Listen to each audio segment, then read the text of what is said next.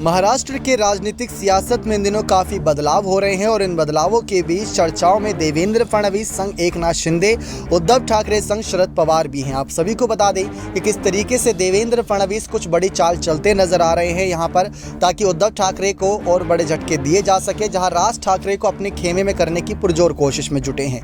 दूसरी तरफ शरद पवार कोई मौका नहीं छोड़ते यहाँ पर देवेंद्र फडणवीस और एकनाथ शिंदे पर तंज कसने का, क्योंकि शरद पवार के हाथ में जो सत्ता थी महाविकास आघाड़ी के दम पर, वो सत्ता उनसे छिन गई। उद्धव ठाकरे ने इस्तीफा दे दिया। ऐसे में शरद पवार इतनी आसानी से जाने नहीं देंगे।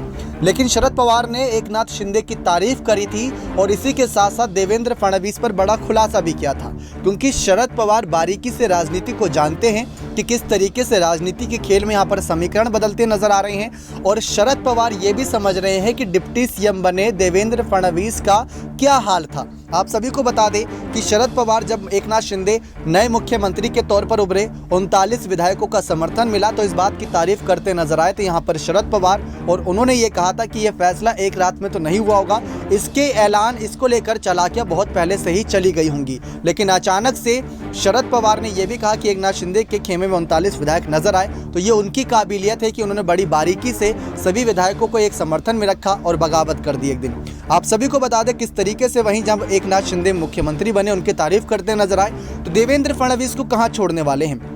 देवेंद्र फडणवीस को लेकर उन्होंने ये कह दिया था कि फडणवीस के चेहरे से साफ पता चल रहा था कि वो डिप्टी सीएम पद से खुश बिल्कुल नहीं थे। जी हां, आपको बता दें कि उप मुख्यमंत्री पद पर देवेंद्र फडणवीस बैठे हैं, लेकिन शरद पवार ने यह कह दिया था कि देवेंद्र के चेहरे से ही पता चल रहा था कि वे उप मुख्यमंत्री पद से खुश नहीं हैं। लेकिन बीजेपी में वरिष्ठों के आदेशों को नजरअंदाज नहीं किया जाता। पार्टी के निर्देशों का पालन की बात करें तो फडणवीस ने मिसाल कायम की है। वह नागपुर के जिस माहौल में बड़े हुए हैं, उसी के संस्कार हैं कि उन्होंने यह पद स्वीकार कर लिया। इस बात की तारीफ राज ठाकरे ने भी की थी, क्योंकि राज ठाकरे ने यह कहा था कि देवेंद्र फडणवीस ने डिप्टी सीएम पद स्वीकार करके नई मिसाल कामयाब कर दी। और ये बहुत अच्छी बात है कि किस तरीके से नेता यहाँ पर पद की लालसा ना दिखाते हुए जनता हित के लिए कार्यरत होते नजर आ रहे हैं। क्योंकि अगर एकनाथ शिंदे सबसे प्रबल दावेदार हैं जनता हित के लिए, तो उनको आगे किया जाना चाहिए था।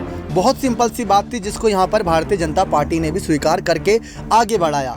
अगर यही हालात 2019 के देखें तो महाविकास आघाड़ी का जन्म क्यों हुआ था? इस वजह से हुआ था क्योंकि शिवसेना का मुख्यमंत्री बनना था। ये एक शर्त थी अमित शाह के सामने उद्धव ठाकरे ने जो रखी थी, जिसको नकार दिया गया था। लेकिन उसी शर्त के खिलाफ यहाँ पर जाते नजर आए और महाविकास आघाड़ी का जन्म दिया, जहाँ पर उद्धव ठाकरे शिवसैनिक के तौर पर मुख्यमंत्री पद पर बैठे। और जब अब 2022 में यहाँ पर समर्थन मिला भारतीय जनता पार्टी और शिंदे गुट एक दूसरे का, तो यहाँ पर महाराष्ट्र में एक शिवसैनिक ही सीएम पद पर बैठा एकनाथ शिंदे के तौर पर। लेकिन देवेंद्र फडणवीस सीएम पद से हटते नजर आए, तो शरद पवार ने खुलकर ये बातें रखी कि उनके चेहरे से पता चल रहा था, लेकिन उनके संस्कार इतने अच्छे हैं कि उन्होंने सीएम पद स्वीकार कर ही लिया। लेकिन अब दिलचस्प बात यह है कि राज ठाकरे को भी अपने खेमे में करते नजर आ रहे हैं देवेंद्र फडणवीस।